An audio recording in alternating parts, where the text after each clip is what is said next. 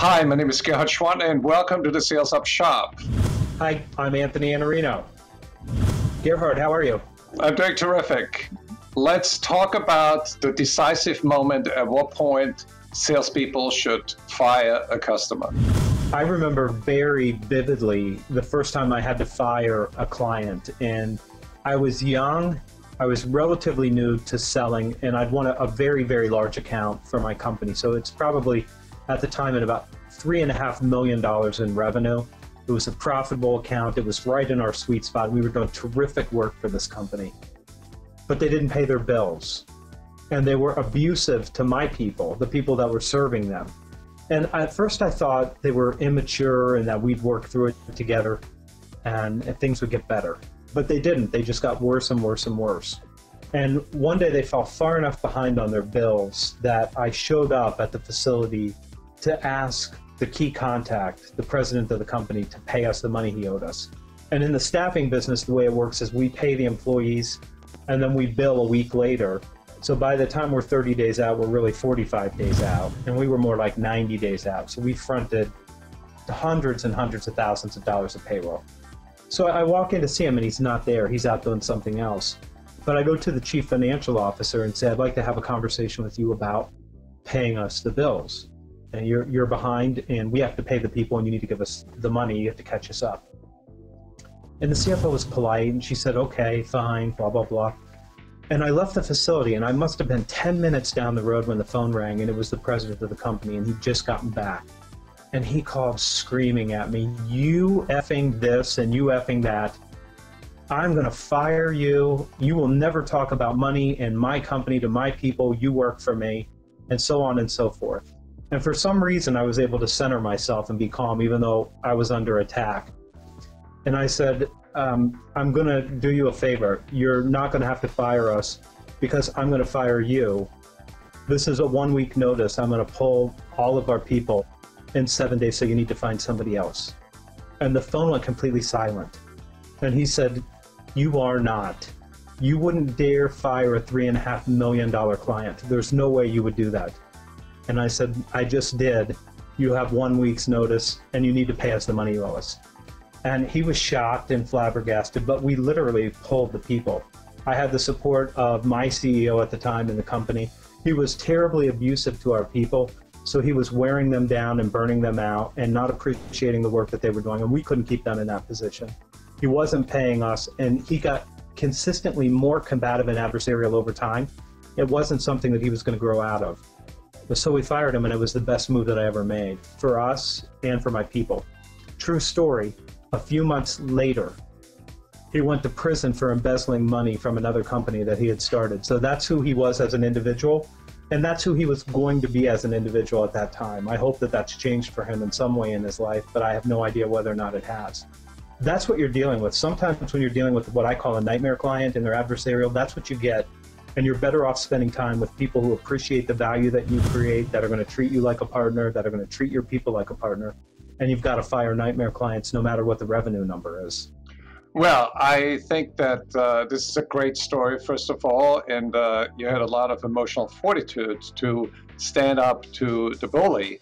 And it reminds me of what Zig Ziglar has said a long time ago, that we cannot do good business with bad people. Let's shift the focus a little bit and widen the perspective. And let's look at a number that I just read from CSO Insights, where they say that 26% end up in no sale. You don't want to chase garbage trucks, you want to chase the Brinks trucks. So the question is, at what point do you want to cut loose of those prospects? You want to cut loose of a prospect as soon as you know that there's no real opportunity there. I have a different take on what that 26% makes up. I think it makes up a couple things. One, salespeople are way too fast to give sales management what they ask for. So I'm going to shift the blame back to sales management. And you say, I want every opportunity logged in Salesforce.com. I want a forecast. I want a pipeline review. And I'm judging you all the time, not on what's closed, but every week to week by what you've got in that pipeline. So yeah, we put some ghosts in the pipeline because that's what we're asked to do.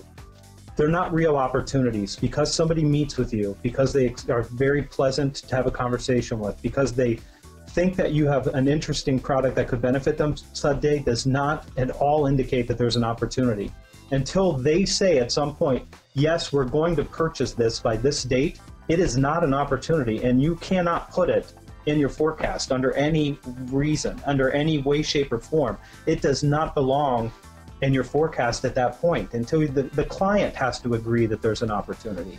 Right, and there's a clear definition, and I think it was Mike Bosworth who came up with that. The first time I heard it, it really resonated with me. He says, a prospect is not a prospect until the person has either stated a need or admitted a problem. I disagree. State the need, state that there's a problem, and state that you're going to take some action and do something about it. Lots of people state a need and state that they have a problem, and we say there's an opportunity if we can just sell them. They have to agree that they're going to do something about it. We know we want them to do something about it. That's how we get paid. That's how we sell. Okay, so let's frame that in terms of questions. What are the 3 questions you want to ask a prospect in order to verify that there's a need, there's a problem, and they want to do something about it? How soon are you going to solve this problem? What has to happen for this problem to be solved for you, and whose consensus do we need in order to get that done? Do you have a budget and a timeline and a plan to make that happen? I mean, you've got to ask those kinds of questions. I know this makes salespeople uncomfortable to be this direct, but you can ask that question and they will tell you, you know what, we don't have a budget or a timeline right now. Okay, who needs to be involved in that conversation if you were going to do it so that we could find out what that would look like? Because until they're serious about fixing whatever is wrong or taking advantage of whatever opportunity is there, it's not really an opportunity. I know when I look in a pipeline, I see all these dates and then I see them get pushed and I see them get pushed again. That's because the salesperson put the date in based on the end of the quarter or the end of the month or when they were going to meet with their sales manager. I want to know the date that the client said they want to make a decision by. That's the date that really matters. They get to decide this. But that's only the first reason I think that we have this 26%. The second reason I think we have the 26% we're chasing ghosts is that there's so much decision making being made by consensus now that there's an easier ability for a customer to come to a no decision. If you and I can't agree, if we can't get the rest of the team to agree, if we can't get cross-functional departments to agree, then it's easier to let people stop arguing and say, no, we'll push this off of the table for some period of time. And I think that that's slowing down 2 things. One, it slows our sales down, but I think it's slowing down the ability for companies to make the decisions that they need to make and to move their own businesses forward because there's so much relying on it getting an actual consensus. So what you're saying is that first we need to do a better job in helping salespeople focus on reality and not on fantasy. They need to ask better qualifying questions, and they have the guts to do that, and have the skills to do that. As we said, it takes a mindset and a skill set. But then we have another challenge, which is we don't know very well on how to deal with that amorphous organization where we don't have clear visibility on how they're making the decision, because sometimes it's the lower level decision maker that is not really a decision maker, and they're probably just doing some research for somebody high up the food chain, and you don't have access to those people. The question is, how do you deal with that? How do we get our arms around that amorphous organization? It's not easy to do, first of all. Second of all, I think you need a stakeholder map and a plan. And I think that this is, again, where the salesperson has to be brave. And what I see, there's a lot of fear that once I stretch out of my power sponsor and my champion, and I start bringing other people, I risk having the deal come apart, because now I'm bringing other people who I haven't sold and who don't want this as bad as my champion does.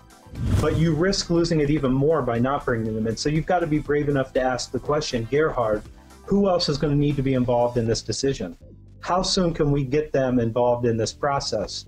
You'll get some resistance to that because a champion may want to own the process. And when you sense that, you have to be brave enough to say, how can we bring them in and still let you control this process? What would make you comfortable doing this? What's the right order to bring them in? And you have to ask these kinds of questions, because if you don't ask them, you don't know, and you let the client come to that no decision and to stick with the status quo because you didn't develop that map and find out who you needed to bring in.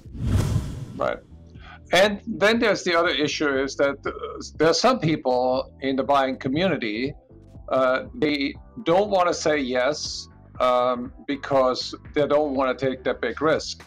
But also there are some who don't want to say no because they still think they can manage that deal and do the deal.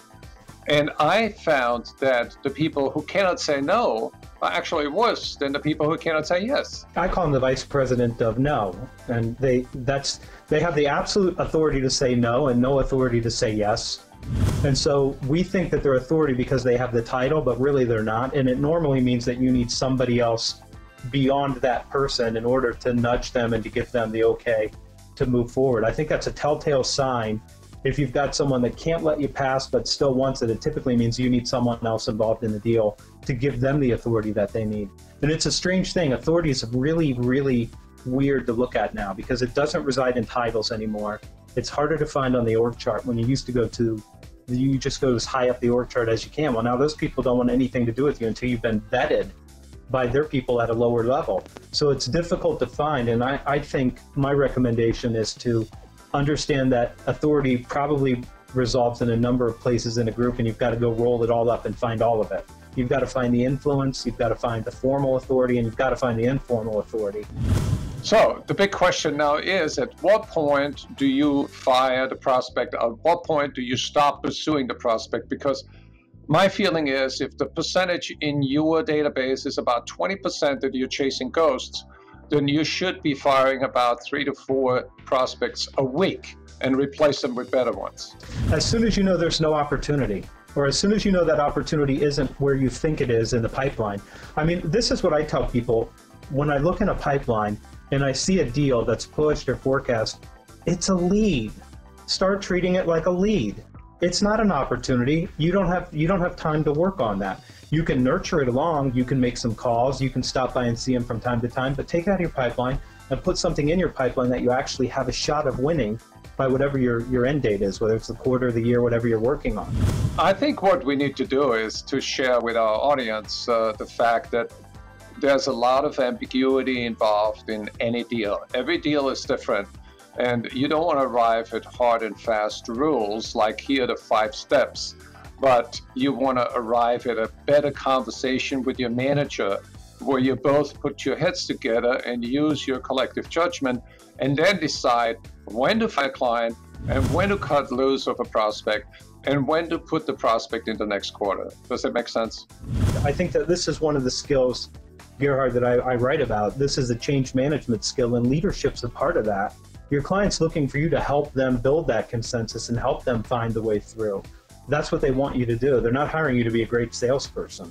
They're hiring you to help them get a better outcome within their company, and that means helping them manage change. You need to focus on the business problem they're trying to solve. You need to focus on the value you're going to deliver for them, and you need to be free of commission breath.